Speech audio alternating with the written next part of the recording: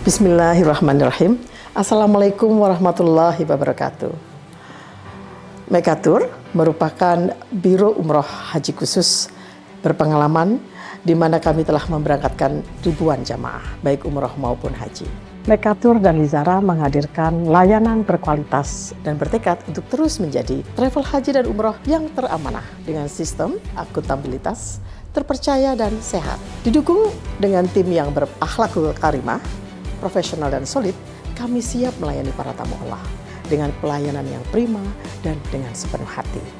Dan pastinya dengan pembimbing dan mutawif yang berpengalaman dan profesional. Mekatur dan Lizara selalu berkomitmen penuh dengan pelayanan terbaik, berlandaskan syariat Islam dengan menyediakan fasilitas premium, terpercaya dan terjangkau, berupa hotel yang dekat dengan Baitullah, kemudian jadwal penerbangan yang pasti, manasik di gedung sendiri, dan kami juga terdaftar di Kemenak, bersertifikat IATA, dan pasti tergabung dalam asosiasi terbesar di Indonesia, yaitu Asosiasi Ampuri.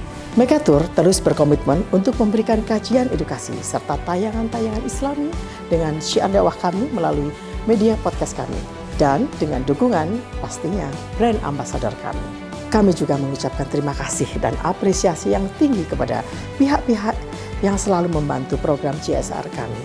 Pastinya kami terus berinovasi untuk jamaah Mekatur. Untuk itu, silakan bergabung bersama kami. Mitra terpercaya Anda beribadah. Billahi taufiq wal hidayah. Wassalamualaikum warahmatullahi wabarakatuh. Assalamualaikum warahmatullahi wabarakatuh. Alhamdulillahi rabbil alamin. Wassalatu wassalamu ala ashrafil anbiya'i wal mursalin nabiyyina wa rasulina Muhammadin wa ala alihi wa sahbihi wa man tabi'ahum bi ihsanin ila yaumiddin. Allahumma anfa'na bima 'allamtana wa 'allimna ma yanfa'una wa zidna ilma. Allahumma aftah alaina hikmataka wa anshur alaina min khazaini rahmatika ya arhamar rahimin. Qala Allah Ta'ala fi kitabihil karim wa huwa astaqul qailin. A'udzu billahi minasyaitonir rajim. Bismillahirrahmanirrahim. Ya ayyuhalladzina amanu taqullaha wa kunu ma'as sadiqin. Wa may ya'tasim billahi faqad hudiya ila siratin mustaqim. Sahabat Mekatur yang saya muliakan, alhamdulillah pada kesempatan kali ini kita dapat bersua kembali dalam program Kajian Riyadhus Shalihin yang dipersembahkan oleh Mekatur, Umroh, Haji, dan Travel pilihan Anda semuanya. Pada sesi kali ini, kita akan melanjutkan membaca hadis dari kitab Riyadhus Shalihin pada bab Taubat, hadis yang ke-11. Wa an Ibni Abbas radhiyallahu anhuma, dari Ibnu Abbas, semoga Allah meridhai Ibnu Abbas dan juga ayahnya, anna Rasulullah sallallahu alaihi wasallam qala, bahwa sejahnya Rasulullah sallallahu alaihi wasallam bersabda, "Lau anna libni Adam," kalau seandainya bagi seorang anak Adam, wadiyan min dhahabin, memiliki emas sebanyak satu lembah. Kalau seandainya seorang anak Adam, kalau seandainya seseorang memiliki satu lembah berisi emas, kalau seandainya anak manusia memiliki emas sebanyak satu lembah, ahabba, tentu ia ingin, berharap, ayyakuna lahu wadiyan, ia menginginkan, terobsesi untuk memiliki emas sebanyak 2 lembah. Kata Nabi, kalau seandainya seseorang memiliki emas sebanyak 1 lembah, pasti ia menginginkan untuk memilikinya sebanyak 2 lembah. Ini manusiawi. Pada saat dulu awal kita belajar, kita pengen lulus agar kita bisa masuk ke perguruan tinggi Bonafit. Setelah kita berjuang, maka kita pun dapat sekolah, kuliah di perguruan tinggi favorit. Pada saat itu pun keinginan kita supaya kita bisa lulus dan kemudian mendapatkan pekerjaan di perusahaan Bonafit. Maka sungguh-sungguh kita bekerja dan betul kita lulus sesuai waktunya dan kita mendapatkan pekerjaan di perusahaan Bonafit. Di awal kerja kita punya impian sederhana, pengen punya keluarga kecil dengan rumah mungil, anak tidak banyak, di depan terdapat bunga-bunga, terdapat air mancur sedikit. Dan betul dengan kesungguhan, kerja ulet yang kita lakukan, kita dapatkan itu semua. Tapi lama-lama kemudian kita berpikir kita tidak sekedar pengen punya rumah mungil, tapi kita pengen punya rumah yang agak besar, yang ruang tamu dengan ruang tengahnya terpisah, yang kamar orang tua privately berbeda dengan kamar anak-anak, bahkan dengan setelah kita punya itu semuanya, kita menginginkan supaya rumah kita bukan hanya rumah itu, tetapi juga ada kamar pembantu khusus, ada kamar khusus tamu. Setelah kita mendapatkannya pun kita berpikir ternyata halaman kita kurang luas, maka kita memperluas halaman kita, membeli rumah yang ada halamannya. Setelah kita dapatkan ternyata betul, rupanya indah ya kalau seandainya di belakang rumah kita ini ada kolam, kecil sajalah kolamnya, tidak usah besar-besar. Maka kita pun mengatur keuangan, menambah income, sampai terwujud kemudian kita memiliki kolam. Begitulah sesungguhnya kita menginginkan motor 2 tak, selepas mendapatkan motor 2 tak, kita pengen yang 4 tak. Setelah kita mendapatkan motor 4 tak, kita pengen yang moge. Maka kita pengen mobil yang 2 pintu. Setelah terus begitu tidak pernah berhenti. Setelah punya rumah 1, pengen punya rumah weekend. Setelah mendapatkan rumah weekend, kita pengen villa. Setelah punya villa, nampaknya kita perlu kontrakan untuk masa tua. Demikianlah keinginan manusia yang unlimited.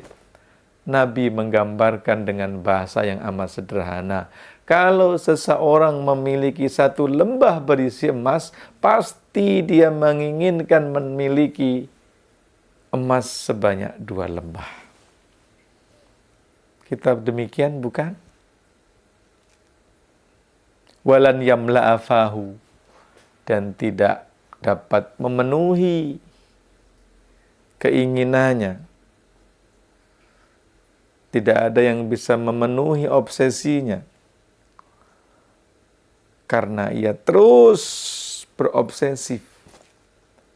Mungkin kita tidak menggunakan bahasa ambisi, sebab ambisi seringkali nilainya negatif. Tapi obsesif, cita-cita, keinginan, terus nggak pernah berhenti. Illa turab, kecuali tanah, kecuali kematian. Ya, ketika seseorang sudah wafat, dimasukkan ke dalam liang lahat, ditutup oleh tanah, maka pada saat itulah keinginannya sudah tidak ada lagi.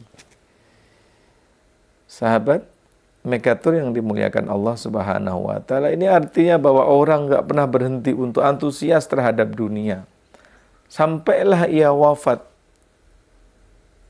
dan terpenuhilah mulutnya dengan tanah pada saat ia dikuburkan.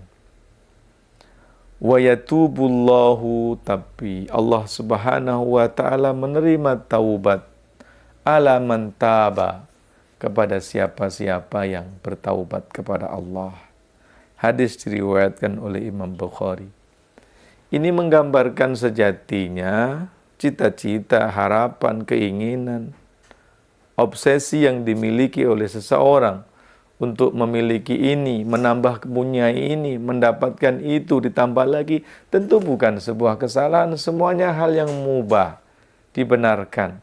Selama proses mendapatkannya, selama upaya untuk memperolehnya, selama perjuangannya untuk mendapatkan cita-citanya dilakukan dengan yang baik, maka tentu boleh. Tetapi Allah Subhanahu wa Ta'ala memberi penutup ke atas semua obsesi dan ambisi ini, keinginan ini. Wa yatubullahu ala man taba. Allah akan menerima taubatnya kepada siapa-siapa yang bertobat. Seolah-olah mungkin di dalam proses mendapatkannya, dalam upaya untuk menggapainya, ada kesalahan yang dilakukan. Ada ucapan yang terkeluar merupakan kebohongan. Ada sikap yang tidak semestinya terjadi. Sehingga di puncak memperoleh itu semuanya, Allah membuka ruang untuk taubat. Karena bisa jadi pada saat memperolehnya dilakukan dengan cara yang tidak betul. Mungkin untuk menggapai cita-citanya ada dusta yang terjadi. Allah selalu memberi kesempatan untuk bertaubat kepada kita semuanya.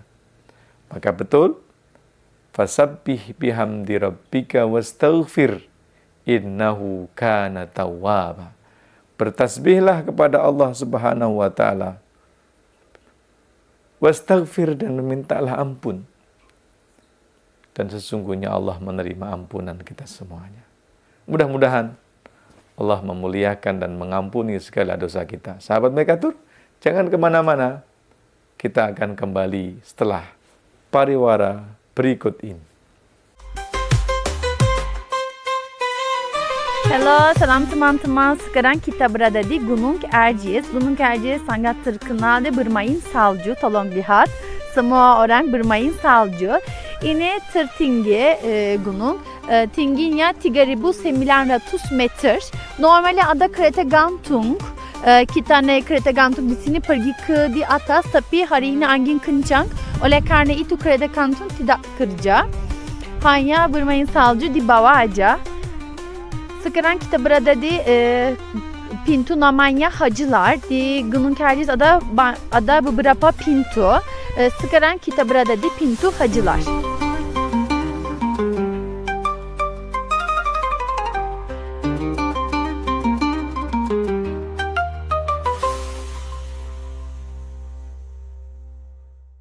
Sahabat Mekatur, kita kembali lagi pada segmen kali ini, kajian Riyadhus Shalihin yang dipersembahkan secara khusus oleh Mekatur, Umroh, Haji, dan Travel pilihan Anda. Hadis terakhir dari kitab Taubat kali ini diriwayatkan oleh Abu Hurairah. Wa an Abi Hurairah radhiyallahu anhu. Dari Abu Hurairah radhiyallahu anhu, anna, sesungguhnya bahwasanya Rasulullah sallallahu alaihi wasallam qala, Rasulullah sallallahu alaihi wasallam bersabda, yadhaqullahu, sesungguhnya Allah, dhahika yadhaku, tertawa. Sesungguhnya Allah Subhanahu wa Ta'ala tertawa ila rajulaini, ke atas dua orang. Allah ketawa atas kejadian yang berlaku ke atas dua orang. Yaqtulu ahaduhumal akhara, yang kedua-duanya saling membunuh. Allah ketawa melihat kejadian yang terjadi atas dua orang yang sedang berusaha untuk saling membunuh di antara keduanya. Tetapi penghujungnya yadkhulanil jannah, keduanya masuk surga. Tentu kita bisa memahami kalau pembunuh masuk ke dalam neraka, sementara yang terbunuh masuk ke dalam surga. Tentu kita bisa memahami kalau seandainya orang yang saling membunuh ini dalam rangka keburukan dan motivasi yang jelek, dua-duanya masuk ke dalam neraka. Kalau yang membunuh masuk neraka dapat difahami. Tetapi yang terbunuh pun masuk neraka karena ia keduluan terbunuh. Kalau tidak, maka dia pun yang membunuh. Tetapi hadis ini konteksnya adalah ketika ada dua kelompok orang. Ada dua orang, yang satu membela kebenaran, yang satu berada di dalam jalan keburukan. Keduanya begaduh.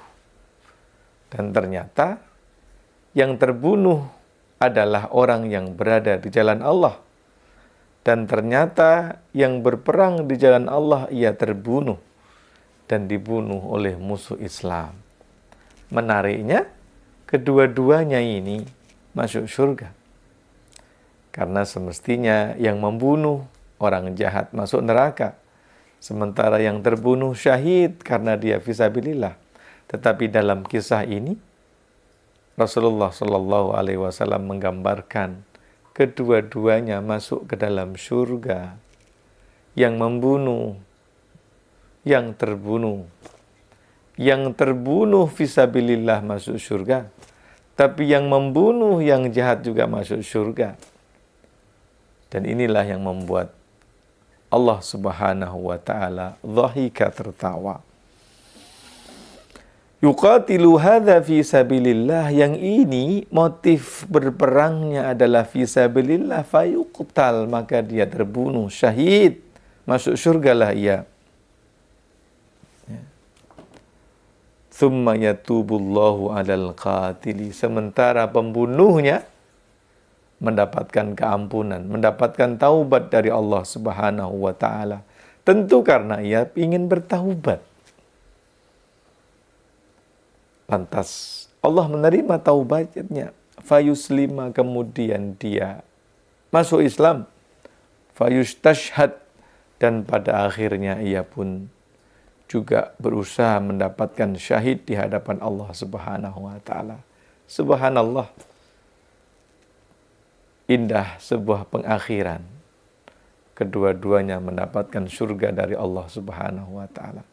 Maka sahabat Mekatur, kita tidak boleh terbelenggu dengan masa lalu kita. Karena Allah memberikan pintu yang terbuka bagi kita untuk kembali. Kita juga tidak boleh menilai seseorang dari masa lalunya. Karena sesungguhnya seseorang itu memiliki masa depan.